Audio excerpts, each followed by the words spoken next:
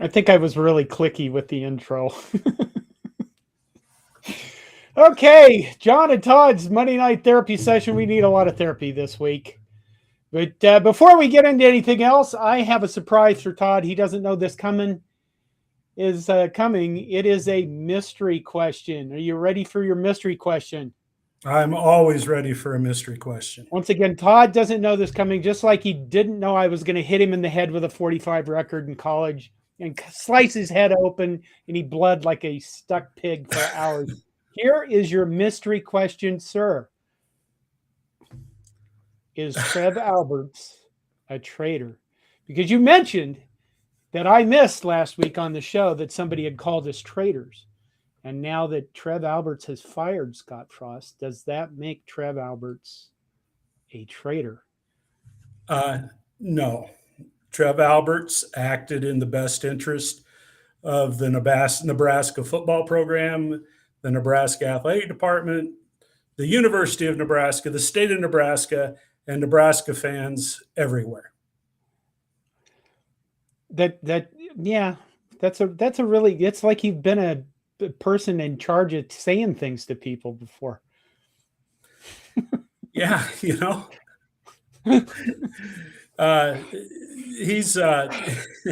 He looked pretty good in front of the camera. Of course, you know, Trev's always looked good. I mean, he's a handsome man, looks good in a suit. And he speaks very well. So that press conference, which we'll talk about here in a little bit, he handled himself quite well. So I've got a surprise for you. What? I do. Fact. This is a fact, not rumor, not innuendo. Okay. Fact.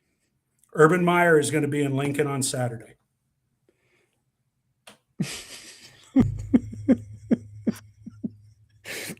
Why is Urban Meyer going to be in Lincoln on Saturday? Well, he's part of that Fox Big Noon thing or whatever. Oh my God! We had an outline. You're already going. You're going off the rails. Well, you know, your mystery question took me off the rails.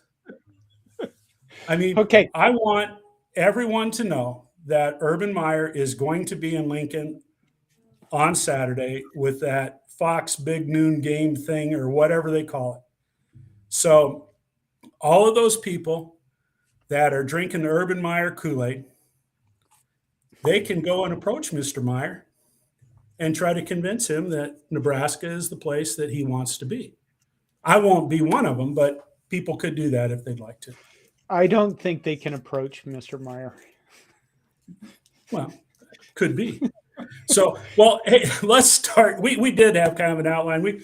We got a lot of things that we have to get to here tonight, and I know that, you know, our listeners are expecting us to cover a few topics, but I think first of all we need to just talk a little bit about the Georgia Southern game.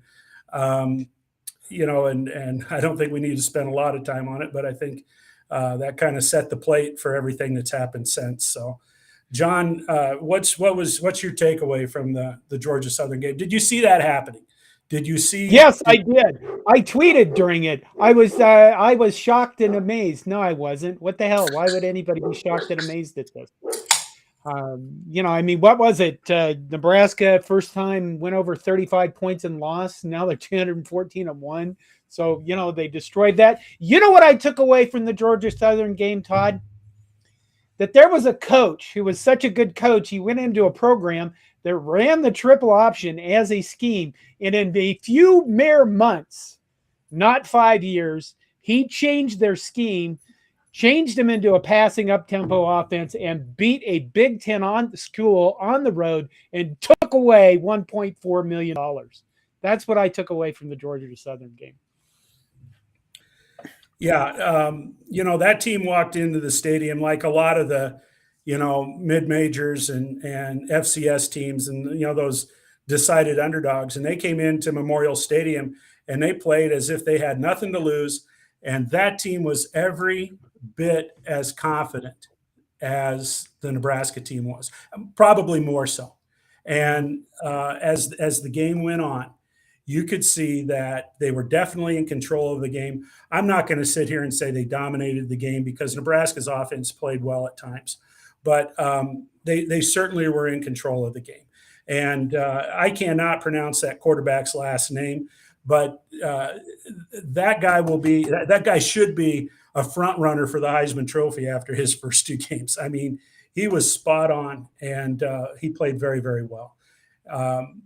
I'll tell you, I was in the stadium, and it was kind of a surreal experience because after, Nebraska got off to a ridiculous start with, a penalty on the kickoff and a sack in the first series. And it was just a miserable, 3 and out.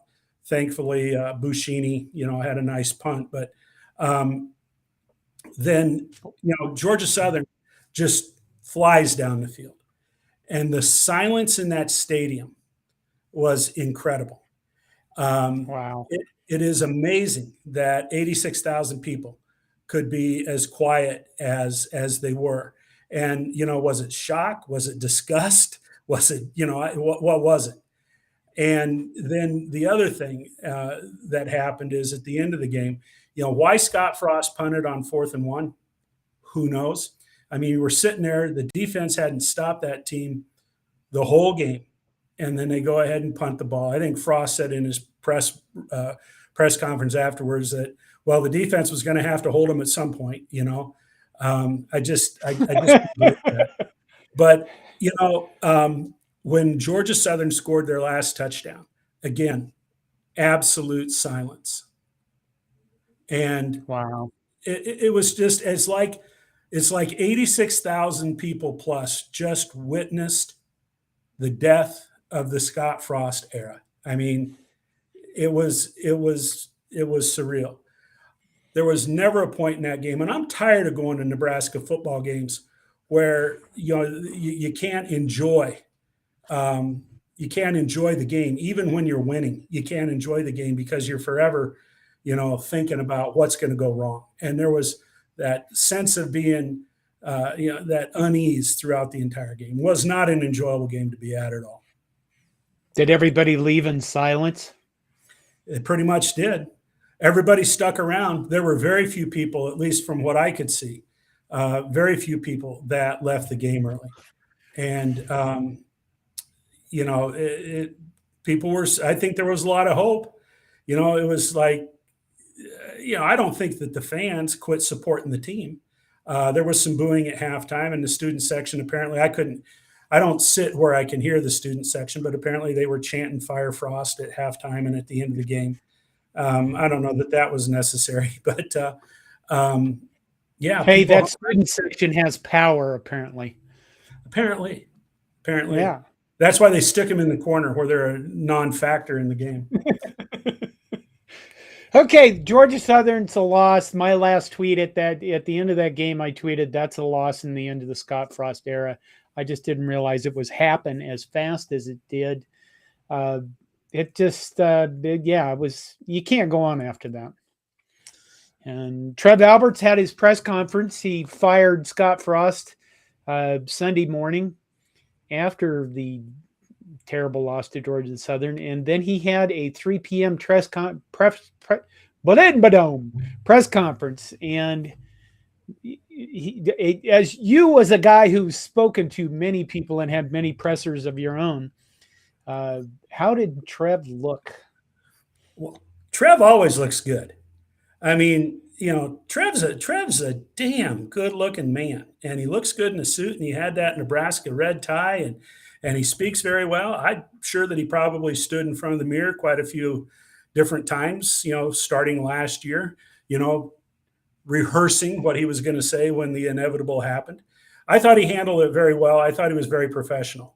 And, I think it is important that we recognize that, Scott Frost didn't, he didn't want it to end like this. He didn't want to lose all the games that he lost. I think Scott Frost came to Nebraska with the intention of turning around the program. And I think he loves Nebraska and Nebraska football. And it simply didn't work out. He was not the right man for the job. I think we could have saved a lot of that. I think we could have saved a lot of that if they would have let him go at the end of last year. But that's beside the point. And there's a lot of takeaways from that I took away from that press conference. I think two things that stand out to me, and John, I want you to share what you thought too. But he emphasized that Mickey Joseph is the head coach. He didn't use the word interim. He emphasized that he's the head coach. And in fact, he even said, I think one of the questions was, will there be any other coaches relieved of their duties?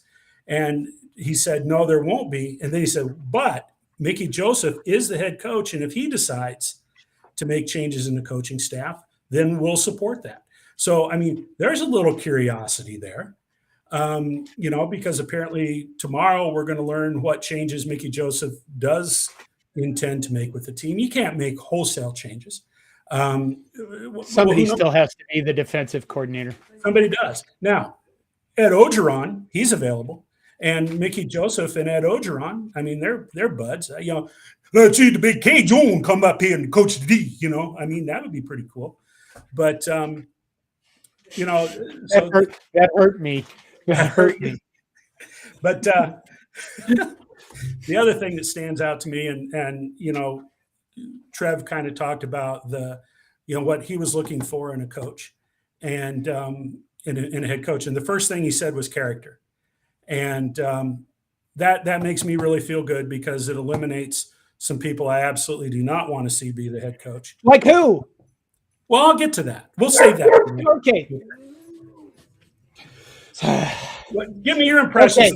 Okay. You watched the press conference. What did you think? I did watch the press conference. I think the one thing he said that I took away was this program is bigger than any one person. And he didn't mention Tom Osborne when he said that, but he said it to we start these shows too early. There's a lot of interruptions going in and out here. Anyway. But he said, the program's bigger than any one person. And I think that was a good point. And then I also picked up on the thing too about character. And, the other thing that struck me as odd is one of the media guys asked him, I didn't see them tweet this, but one of the media guys asked him, what is your legacy going to be here at Nebraska and during your tenure? And he said very, very professionally, like he was handling a heckler, you guys are going to write my legacy. Yeah. And he's pretty much right about that. He's absolutely right. Yeah. What are you drinking? I am, I'm a man of the people. I am drinking PBR Tall Boys. Pabst Blue Ribbon. Yeah. That has to be the worst beer. You know what that beer tastes like, Todd? I'm sure you're going to tell me. It tastes like the bitterness of all those union guys that got laid off in the 70s when the Japanese took over the car market. That's what it tastes like. There's literally, you taste that beer. I don't drink anymore, but tasting Pabst Blue Ribbon, it's just like, oh, thank God there's something more bitter in the world than I am. And terrible. Okay. Anyway, what was our next topic? Well, okay. So, you mentioned earlier, you were surprised that it happened. You were surprised with the timing. Bam. Yeah. So it was like, don't screw around. And how do you, was it the right move? Was it right to do it right now? Yes. And he made that point in the press conference too. And I want people to get this. I know there's a lot of complaints and a lot of people saying, well, he could have waited like 3 weeks and saved $7.5 million. Clearly somebody out there said, Here's $16 million. Make this son of a bitch go away right now. You know what I mean? And there's a few things about that. And I want you to really get this. You have over 100 young men that are playing for a guy who should no longer be coach. I think everybody knew that after Saturday night. You know, that this was done. You know when things are done. You know when they're over. Even though they might linger for a while, you know when they're over. And Saturday night, this was done. There was not going to be any, who's going to rally against Oklahoma unless you stuck your head in a dark place. But there's over 100 young men that we're going to have to pretend to play for 3 weeks to save $7.5 million. There are assistant coaches that were going to live in hell for 3 weeks of dealing with this. Assistant staff, the athletic department, coaches, trainers, nutritionists, psychologists. You know, it was the right move because he basically said it was about the team and putting the team first, you know, and about taking care of those kids or those young men. And I think that is the right decision. It wasn't about a lousy $7.5 million that isn't going to matter in the long run. The second thing he did was he showed the nation that you need to be accountable and that competency counts for something at the University of Nebraska. The third thing he did was realize that he didn't want the University of Nebraska to go out Saturday morning with big Fox News, whatever in town, and complete a complete shit show embarrassment. You put Mickey Joseph in charge, maybe you've got a chance that the team trusts each other and the team's morale is boosted and they at least have a decent game. If nothing else, they're not going to talk about the doom of the Scott Frost era. They're going to talk about a future that might have some hope in it. I guess that's what I took away from all that. Well, I think, I think you make a good point there. And again, I was surprised. I figured it would happen after the Oklahoma game, and we had one of our writers on Corn Nation had written, in Slack, and I have a lot of respect for him. And he made the comment that, the people that want Frost fired now, and this was before Frost was fired, but, the people that want Frost fired now, they want to punish Scott Frost. And, I guess I'd never kind of looked at it that way. But, it makes everybody feel better, when things are going bad, just fire somebody now. And, I don't know about that, but I guess it did surprise me. I thought it would happen after the Oklahoma game. And then, the conspiracy theorists would say, well, Trev couldn't take the chance that the team would rally and beat Oklahoma with Scott Frost as the head coach. That would make it all that more difficult. Well, I don't buy into that. Personally, my own conspiracy theory is this. It was important to fire Scott Frost now because he knew that Urban Meyer was going to be in town and he could save all of those expenses chasing him all around the country, and he could interview him while he was already in town and kind of recoup on that $7.5 million. Start making it back. There you go. Are they going to have a big bake sale for the Oklahoma game? A real big bake sale. I mean, there's going to be brownies from Memorial Stadium to Haymarket Park lined up. I thought you were going to say there's going to be brownies from Colorado because I keep seeing all these notices of the state patrol picking off people with like 400 pounds of pot in their trunk or something. Hey, before we move on, I just need to say, Rob Johnson reminded me, Scott, that Trev Alberts is a handsome man. And I don't want, to leave the show tonight without saying how good looking Trev Alberts is. So just so people are aware. We have ignored the comments. Should we take any? I think Why don't you look at some of the comments, because there's been some. Okay, let's take this one. Wisdom Wins says Michigan would have lost. Wait a minute, I clicked on the wrong one. Somebody said, would you admit that Michigan won that? Here it is. Look at this. JC, will you admit Michigan won the Natty in '97? No. What, in lacrosse? Who the hell is this guy? Hockey? Did they win it? Maybe in some alternate universe where Nebraska doesn't exist. In other words, named hell. Okay. Bourbon. Somebody says bourbon. Well, here's one for you. Dada 402 says Trev needs to realize it's not 1977 and find a new hairstyle. Well, yeah, look at you, John. I mean, Trev. Okay. You know what I do here? I have an announcement. I did this Sunday during the other live show, but you can go get a Corn Nation T-shirt. Last week, I think somebody called us clickbait whores. And I just want you all to know that I am a whore, and there is my capitalistic whore website where you can just right now get a Corn Nation T-shirt. We'll add stuff later, but we'll see how it goes for now, and then things will get weirder as time goes on. Okay. Look at the quote from Jack the Ripper. Why don't you throw that one up there? Oh my God, where is it? I can read it to you. Okay. Frost took NU for around $35 million. Not bad. Is this coaching or a bank robbery? Now, you've talked about contacting the attorney general for fraud. I mentioned, I think in the live video on Sunday, that this was the biggest con in college football history.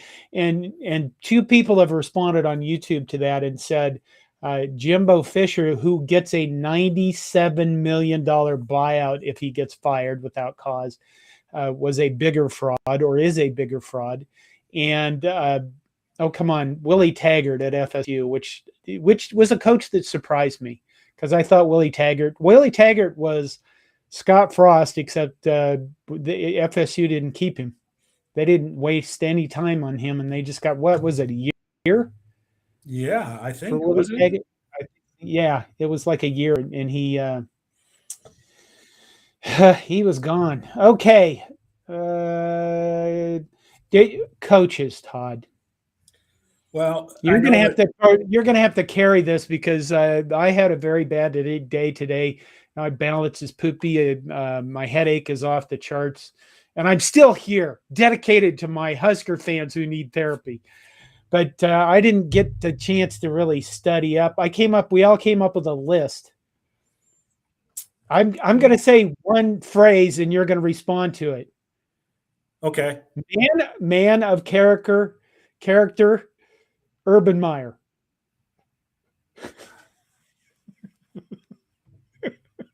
I'll come back to that. I'll come back to that. You have a favorite coach? I do. I do have a favorite coach. And I've got a list of 6 that I'd be content with, as if my opinion matters. Nobody's going to call Todd Wolverton and say, "Who do you think?" Maybe since Trev has that vast email list that he sent those surveys out to everyone about stadium improvements, maybe he would send that out to all the Nebraska fans and get input on the next football coach. I mean, it wouldn't be that difficult. I mean, just write a quick little memo, put a little box in there, and let people express their opinion. I personally think, and there's a lot of names flying around. I think Omaha World Herald has 21, and I saw somebody with 19. Right now it's early enough that everybody's a candidate, and shoot, by the end of the season, there might be people available that aren't currently available or that people wouldn't think about right now. But I put my 6 top choices together, and I'm not going to, go into, there's others that I think I'd be content with too. My first pick is, I think Dave Aranda would be the best coach. I think Dave Aranda has done a great job down at Baylor. I know they got beat by BYU the other night.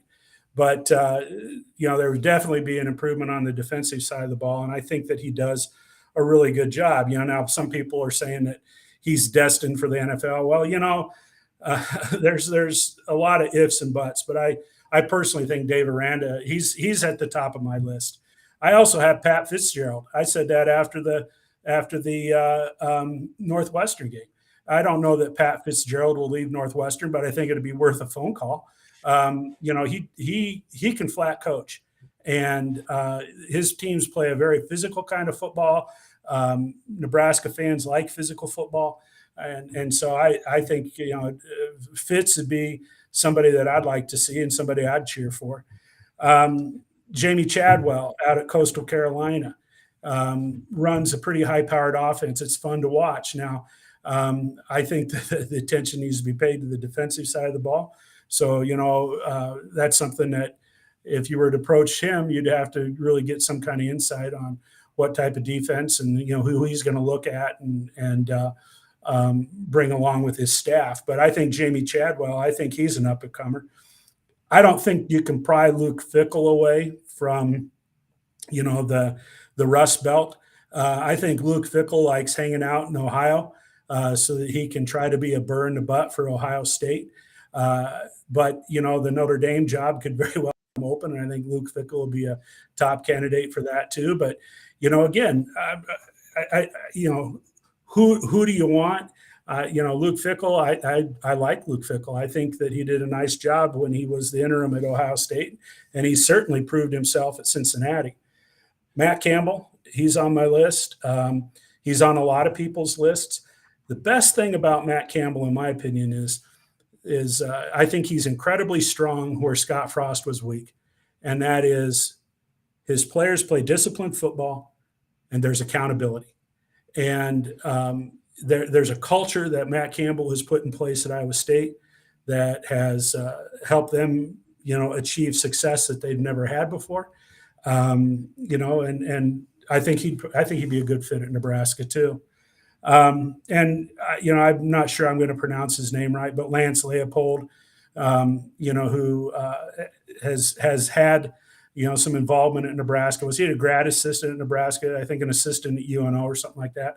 But, regardless of that, I don't think anybody needs to have connections here. You hire the best football coach, and Lance Leopold has demonstrated that he can do a good job.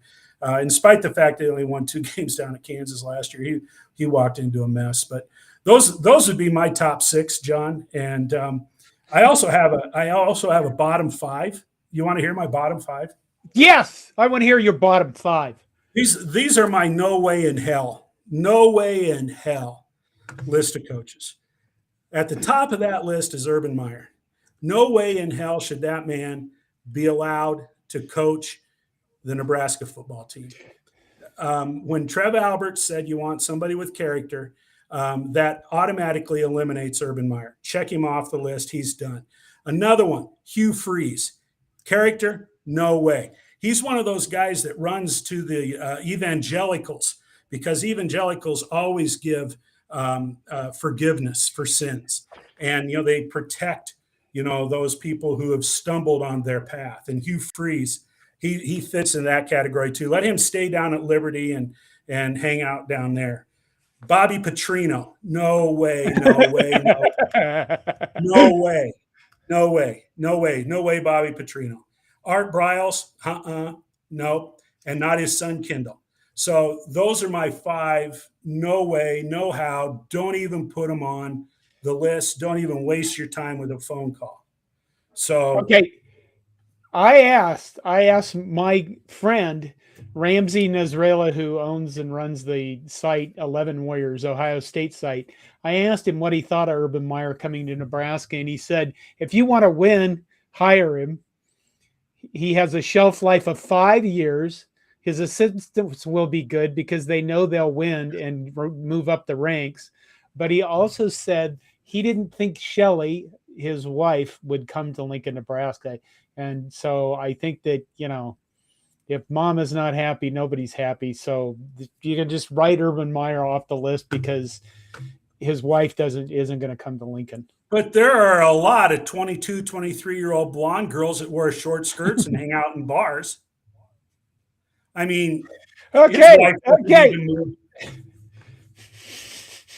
I think that you covered everybody I had except for Mickey Joseph, Todd. Well, and there's a good comment on here. And, I guess I got to get past that idea of Mickey Joseph being an interim. And, if Mickey Joseph goes 7-2, I mean, yeah, I think you certainly got to look at him. I mean, I think he's got to be in the conversation. If Mickey Joseph shows that he can turn around a program, I think he's got an uphill battle. I mean, Mickey Joseph isn't in charge of the defense. And maybe, I don't know. I don't, If Nebraska is going to win football games, Nebraska is going to have to score 40 points every Saturday and on one Friday night. That's the only way they're going to be able to win. Bill O'Brien. Yeah, he turned Penn State around. I mean, Penn State was in the absolute depths of despair after the Sandusky mess, and in year 2, I think Bill O'Brien, is it Bill? Yeah, he turned them around to an 8-4 team. And he's been through the Nick Saban rehabilitation program after he kind of flopped with the Texans. I think, he certainly is a candidate. And did you mention Chris Kleinman? I like him Kansas too. State. I like him a lot. I like Dave Clawson. There's a lot of guys to like. Dave Clawson at Wake Forest has done a nice job. Kleinman, he kept the ball rolling up at North Dakota State. He seems to be a really, really good fit for Kansas State. And that doesn't mean he wouldn't be a good fit at Nebraska, but sometimes Bill Snyder, he had a long career at Kansas State. And that's one of the things that I questioned about Matt Campbell. Bill Snyder never aspired to go anywhere else because he was very comfortable at Kansas State and he won a lot of football games there. And I wonder if that might be the same mentality with Matt Campbell at Iowa State and with Kleinman down at K-State. I don't know. Okay. I mean, we could go on about that for a long time. Sure we could. But we have a game coming up. Yeah. Oklahoma game. And it's like the national game, which is kind of weird. I guess it's not that weird. I mean, they plan these things way ahead of time, and it is Nebraska, Oklahoma. And you know what? A lot of people remember the good old days. I was going to dig out a photo that I took of you at a Husker football game that is completely blurry. You are blurry. Everything else is completely sharp. And when I showed it to somebody, I remember them saying, yeah, that's actually what Todd looked like during that game. But really good games. And now we're going to face them Saturday. What do you think we're going to see? Well, I think you're going to see a Nebraska team that has a lot of energy. I think that Mickey Joseph, there's one little bit that I read was when Mickey Joseph addressed the team, there was a strong reception to what he had to say by members of the team. I think that Mickey Joseph brings a lot of positive energy, and I would expect to see a pumped up, excited Nebraska football team. Now, I've said a couple weeks ago, I wouldn't be surprised if Nebraska beats Oklahoma. Well, I'm going to retract that. And I would say I will be very surprised if Nebraska beats Oklahoma. But I think Nebraska will fight, and I think they'll battle. And who knows what will happen. I had hope that the defense would look better than they did against North Dakota, and they did not. And, without the defense taking a step forward, John, I have my doubts. But you know what? When I walked out of the stadium Saturday night, I told my dad, I said, Jesus, I don't know if I even want to drive down here next week to go to the Oklahoma game. But now I'm actually kind of excited about it. I think that, I'm excited. It's Oklahoma. Damn it. So what do we know about, honestly, all this happened, and it's kind of like my coaching hire stuff. I was going to ask a guy if he'd join us, and then I didn't know if my brain was going to actually function tonight. But, and I might still try to do that tomorrow. We'll see what happens tomorrow. Oklahoma, what do you know about him? Anything? I don't know a damn thing about them. I haven't paid any attention. They've won 2 football games, put up a lot of points last week. Brent Venables is a defensive-oriented coach who's inherited a system that had a very high-powered offense. There's going to be good skill players. There's a good quarterback at Oklahoma that's going to, wing it all over the place. And, they're Oklahoma. There's talent there. I think ultimately it comes down to how quickly have they learned, the schemes that Venables has brought to them. They're going to play with a lot of emotion because I'm sure that everybody down there is reminding them about the rivalry that OU and Nebraska have had over the years. And, I would anticipate that it will be a very exciting game. Brent Venables, I guess talking about him, he would have been my pick if he would even have considered Nebraska, Right. 5 years ago. I really liked him. But they said that he was only going to be interested in a very few jobs in the country. And obviously Oklahoma is one of them. Well, they beat the UTEP Miners in their first game, 45-13. They beat Kent State Golden Flashes 33-3. I don't think either of those teams are much of a test, but they were only ahead of Kent State 7-3 at the half. So I don't know. Oklahoma. I've been watching other Big Ten teams, and I haven't been watching. Oklahoma. I didn't even think of tuning in on them because I thought, I was more worried about us competing in the Big Ten West.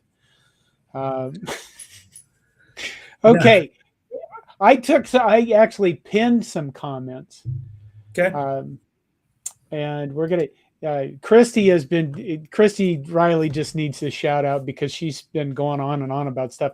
Why do people not like Nebraska? What is it really? Do you want to answer that? Do you want me to take that? Do you want to try that? Well, why don't you take it and then I'll tell them the correct answer if you don't. You know why people don't like Nebraska? It's because the best beef in the world comes from Nebraska. And everyone else is envious of the fact that we get the best beef. I live in Minnesota. I miss the beef. I don't even eat beef because once you move out of state, you realize, what's the point?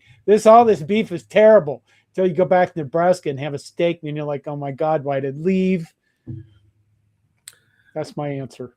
Well, the truth of the matter is that there's a lot of people out there that have cheered on schools that Nebraska used to pound on and pulverize. And as much as Nebraska fans enjoyed watching Nebraska teams blow teams out of the stadium, scoring 50 points a game, 60 points a game, that kind of thing, some of those people had very long memories. And, that when you can turn the tables on somebody like that, nobody's a fan of the big bully on the block. And that's how Nebraska was perceived in the 70s and the 80s and the 90s, as being, the big bully. And when the bully's down, people are going to jump on him. Just tell you a quick little thing about that where it really rang true to me. And I'm horrible about remembering years. I'm not one of those people that can say in 1997 or whatever, but I can tell you specifically it was the Nebraska game down at Kansas State when Eric Crouch was the quarterback. And I went down there with my three brothers-in-law, and we had tickets, and we were sitting in the end zone. And, that was a hell of a football game down there that night. And we were sitting behind a family of four from Kansas State. Mom and dad were both Kansas State alums, and both of their sons were all decked out in K-State gear. I'm going to guess, one of them was probably a sixth grader and the other one's maybe a third or fourth grader. And when they started counting down the last 30 seconds of that game, that family, that was the first time Kansas State had beaten Nebraska in like 32 years. I mean, it was a god-awful long time since K-State had beaten Nebraska. That family all stood up, and they were hugging each other, and they were crying because their team finally knocked off the bully. And they're not those aren't people that are feeling bad for Nebraska right now, because they remember when Nebraska used to, scrape Kansas State off the bottom of their shoe. That's why people don't like Nebraska.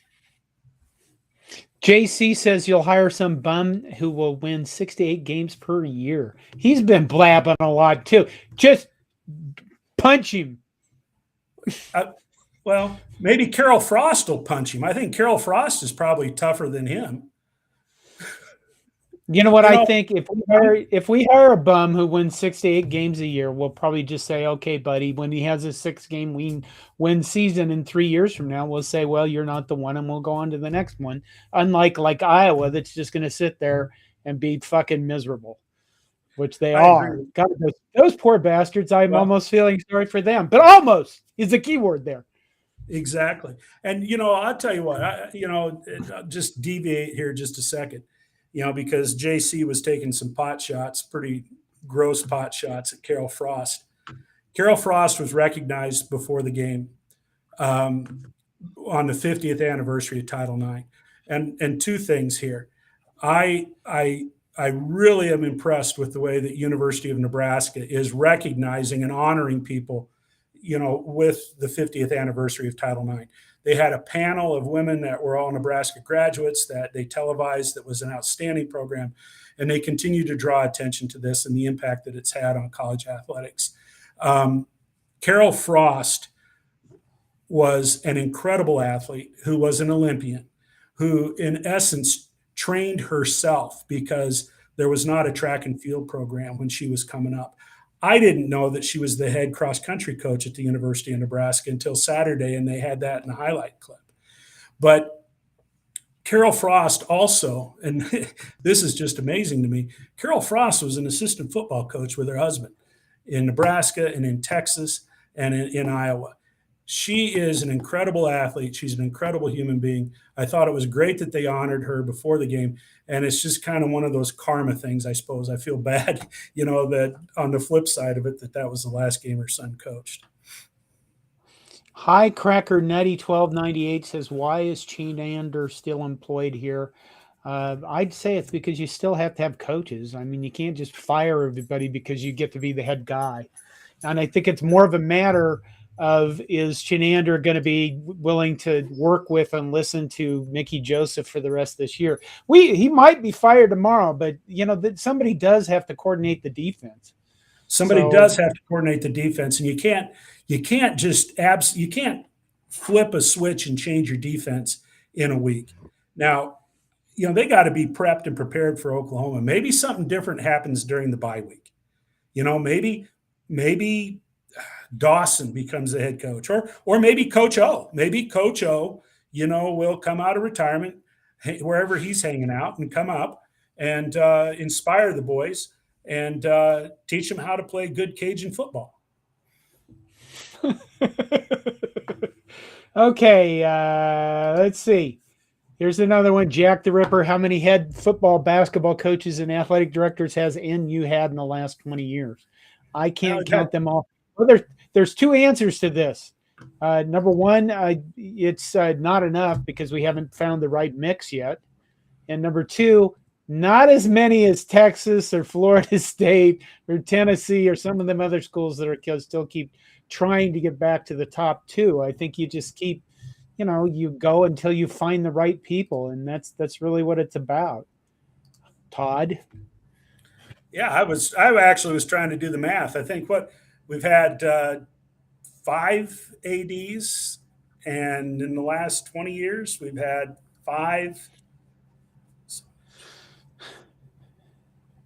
6 football coaches. Now with 6? Joseph. Well, you had Solich was here 20 years ago. Callahan, Pelini, oh my God, Riley, Frost, Joseph. That's 6. That's an average of a little over 3. I can't do the math. That's 3 years apiece. Well, let's see. What else do we got? What else was on Oklahoma? And let's see what else. Dang it. Where'd it go? See, this is where I just flip out. I have too many things open. Volleyball. Volleyball? Yeah, you said volleyball. It was in your list. They got a pretty good team. Nebraska's got a pretty good team. They stayed number 2. Stayed number 2. They play Stanford Tuesday night. And, that's always been a good game. That will be an exciting game. the volleyball team had an incredible 5-game win against Creighton last week, and then they took on Long Beach State. Tyler Hildebrand went out there, and he's the head coach, and the Schwarzenbach girl is the middle blocker out there now. They swept them in 3. But when Stanford comes to town, that's a heck of a rivalry. That'll be fun to watch on Tuesday night. So, John Cook is still trying to figure out, where all the pieces are with the puzzle. Last game, he had Ani Evans and Nicklin Hames setting, and Kennedy Orr was not. So he's trying to find the combination that looks good. And I guess Allie Batenhorst is injured right now. But, yeah, volleyball. And I watched soccer yesterday. The women's soccer team tied USC. Now, I don't know how good either one of those teams are, but I would think, a soccer team from California ought to be pretty good. So who knows? Oh, I had something else. Yeah, okay, they beat Creighton. We probably went over that.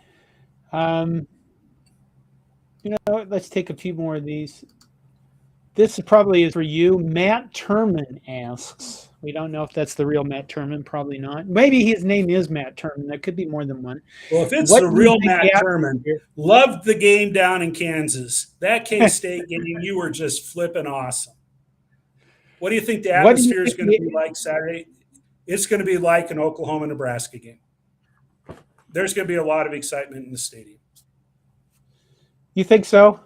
I do. You don't think it'd be like I'm kind of looking for, I guess before I was just like, oh God, I have to watch this shit so I can report on it. Now it's going to be interesting to see, it's going to be the next few days is going to be interesting because there is the chance that Mickey Joseph rearranges the staff.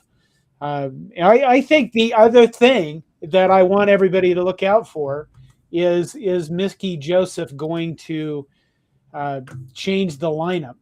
In other words, are we going to have different starters in the game than we did before?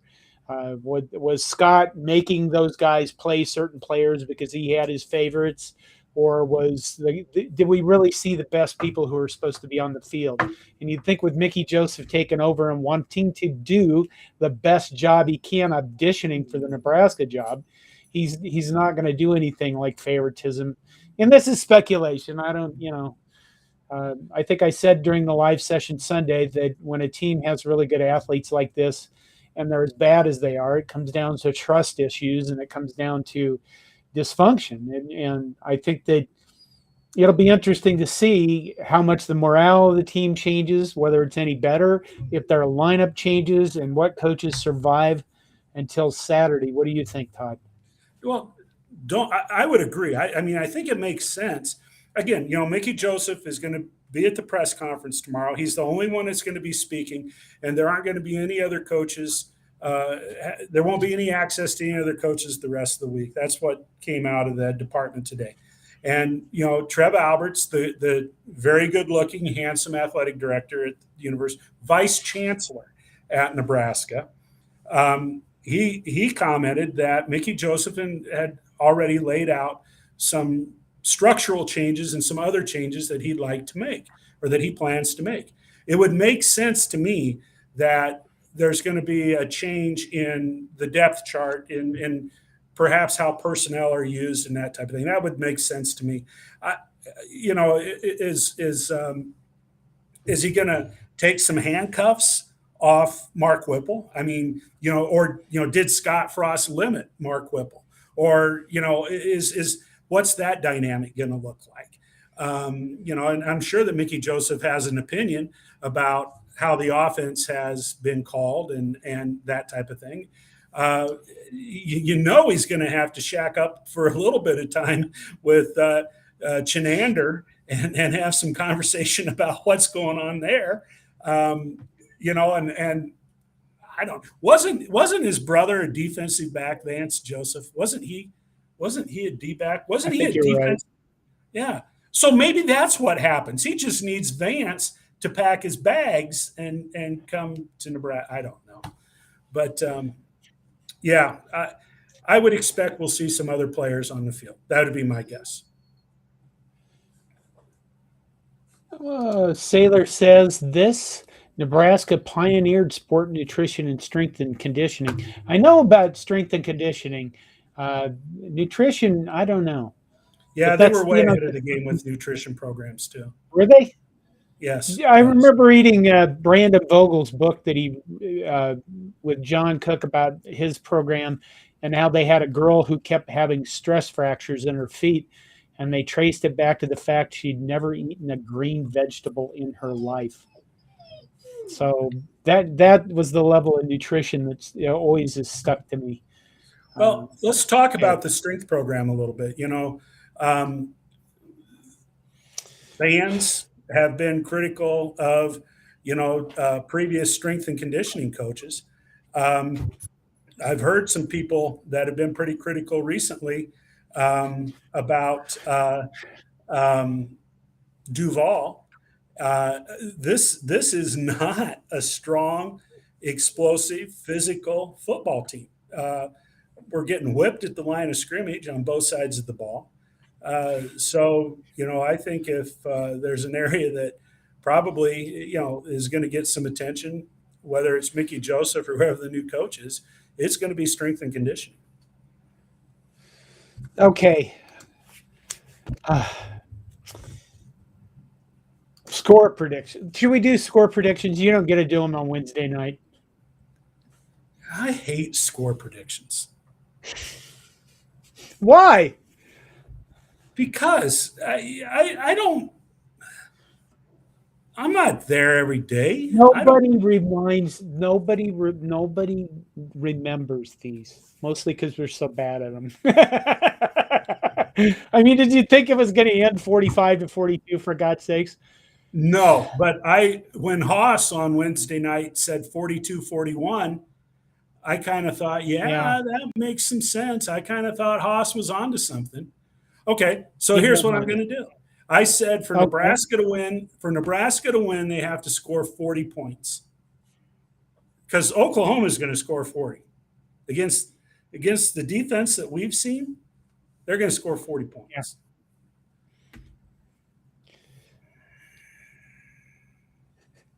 Yeah. You can do it.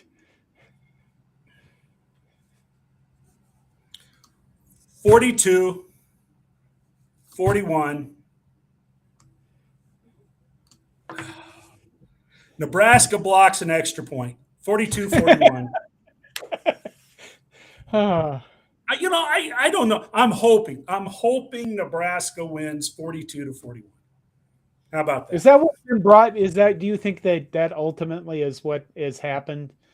The immediate reaction is firing Scott Frost. His hope has returned. Oh, I think so. I think that is part of it. I think after again, we both had said at the outset of this show, we were surprised that it happened now, that it happened yesterday. It was inevitable it was going to happen. And so then, you listen to all the pundits and you read what people have to say about it, and you listen to, Trev Alberts at his press conference and stuff. And, they said, different people have said, they felt it was the best way to give 100-plus players a chance to have a successful season. You were talking about that, when people were questioning you about why should Trev Alberts be let go, and you made it very clear to give those players a chance to win, because they weren't going to win very many games the way it was going. So I think it does. Hope, keep hope alive. We're coming to the end. Chrissy Riley says Nebraska players deserve this win. I would agree with that because, man, this program could use something. And what would be funny is if Nebraska did win in his first game, Mickey Joseph would get a signature win. I'll tell you what, if Nebraska wins Saturday, and they don't win another game the rest of the season, Mickey Joseph will always be remembered as the coach that stepped in and beat Oklahoma. He'll never have to buy a drink in Omaha or Lincoln again. They will welcome him back anytime he wants to come. He will be a godlike figure with a 1-8 record if he beats Oklahoma. Oh my God. Here's Teddy from Texas says, I hate Nebraska as much as the next guy, but people saying they can't rebuild are stupid. That place won't stop trying until they die. I agree, Teddy. Teddy is I think that's the 100%. thing that bothers me. Yeah, I think that's the thing that I find weird about some of our comments on YouTube or, is these people that go, you should accept who you are. I mean, come on, I'm sure Todd heard this at some point in his life. You'll never amount to anything. Well, here I am. I sleep in the same room as my studio, and I got this nice shirt.